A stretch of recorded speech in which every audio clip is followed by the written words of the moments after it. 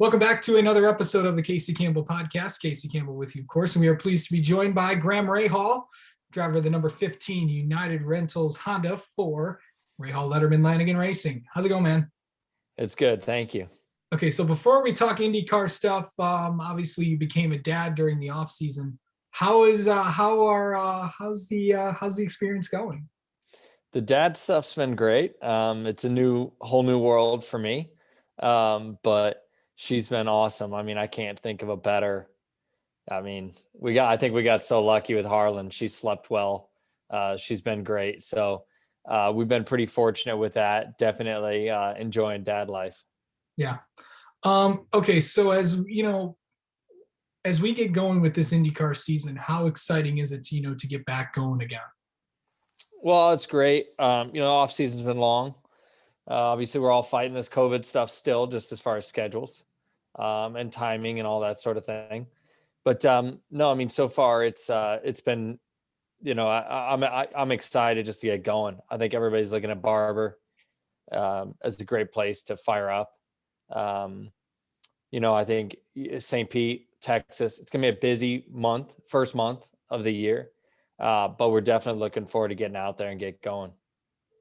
With this series coming up, and we've seen kind of like a lot of these big names coming in, with Scott McLaughlin, Jimmy Johnson, Roman Grosjean, and probably more as rides get announced. What's it like to have all those names in this series?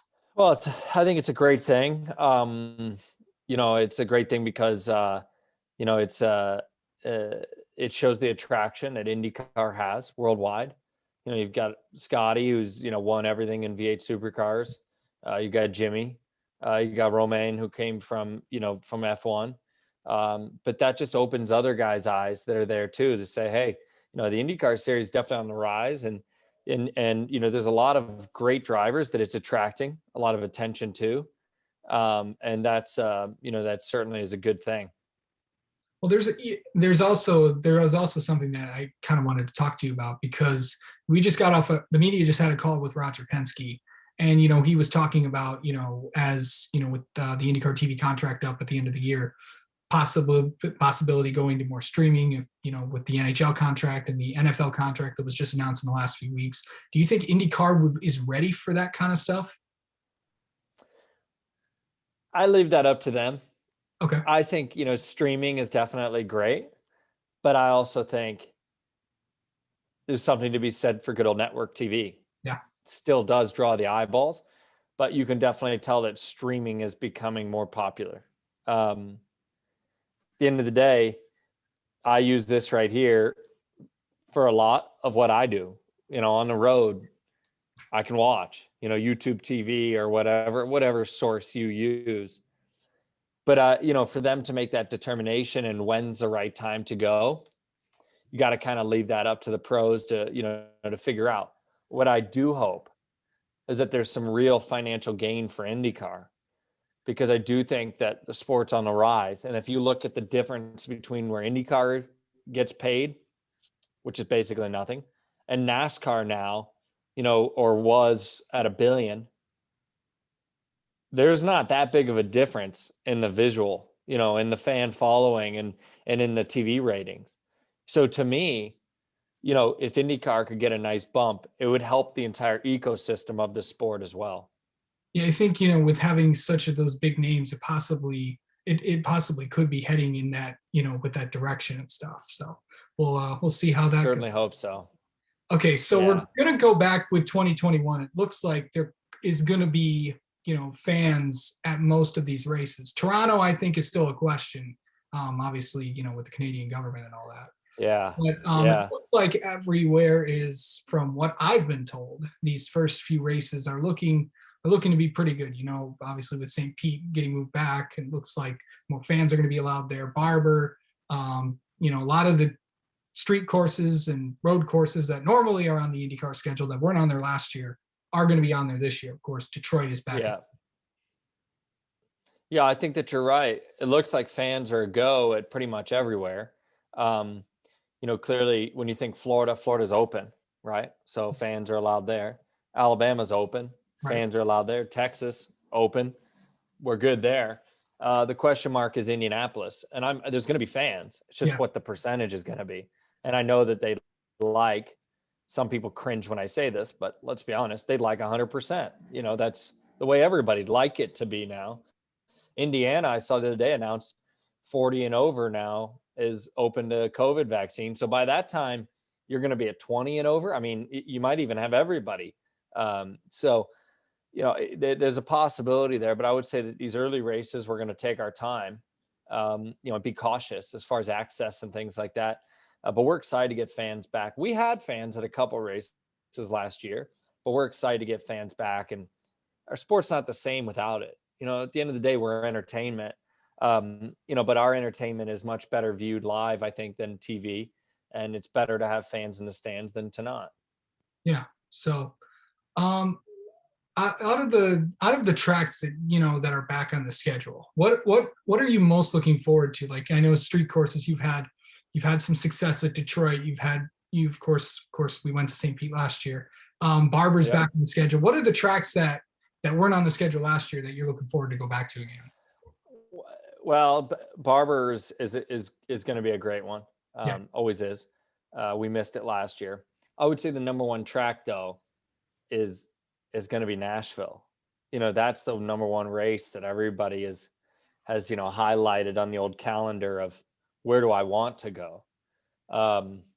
You know, those are going to be great events, I think. But you've got Laguna Seca, you've got, you know, Long Beach races we missed last year, Portland. You know, there are others that are joining that rank. I just think Nashville has the buzz behind it, that everybody can't wait to get there. Yeah. And going into Nashville a little bit, because we've seen that not only IndyCar is going to make a big presence there, NASCAR is going to also make a big presence there as well. And of course, do you see Nashville as a market for racing overall? Well, I don't know. You know, I don't know, but I do see it as a place that everybody's going to. You Yeah. know, Nashville's a great city. You know, people are moving there. There's a lot of money in that city, a lot of sponsorship opportunities, you know, great stars with country music. I mean, it's all right there. So, you know, when you look at it, you got to say it's got the best potential. Great sports town. You know, you got the Preds, you got the Titans. You know, there's a lot going on there. So to me, I just feel like it's a good complement to what that city already has going for it. Yeah, of course. And from a local perspective, of course, as you know, I'm based in Detroit. Going back to that area, what's it going to be like to be back on Belle Isle? Well, Belle Isle for me is, you know, I love it. We've always done well there, and hopefully we can relive some of that 2017 magic. You know, I missed Belle Isle a lot last year. It's a challenge in every way, every word, every sense of a word. You know, it's difficult, to say the least. But you know, I am thrilled to go back. What RP has done up there is, you know, is tremendous. But I'm excited to get the opportunity to go race there again. And as I said, hopefully relive some of that 2017 magic that we had going. Of course, when you won both races in that year. Yep. Yeah. So, of course, and finally, I don't know if you're a basketball fan, but shall we avoid talking about Ohio State basketball or no?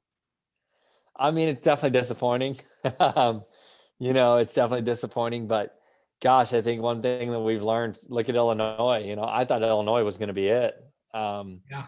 You know, if we've learned one thing in this whole March Madness is, nobody's secure. I mean, Oh, Florida bounced by Oral Roberts as well. Like, you look at it, just I don't really know what to say. It's all over the board.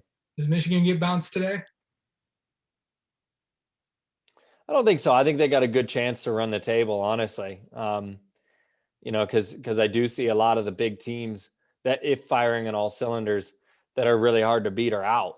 You know, and you know, so I think they've got a great shot. I can't say the word, you know, the name of the school, but they definitely have a good shot at making it happen. All right. Well, So Graham. we'll see. Yeah. But they won't beat us in football next year. I can promise you that. You had to get that. I know you had to get that one in there, but Oh yeah. Oh yeah. We just got to see, man. All right, but Graham Rahal, thank you for spending a few minutes with us. Good luck when we get to Barber, and we'll definitely be talking to you later in the year. Sounds good. Thank you.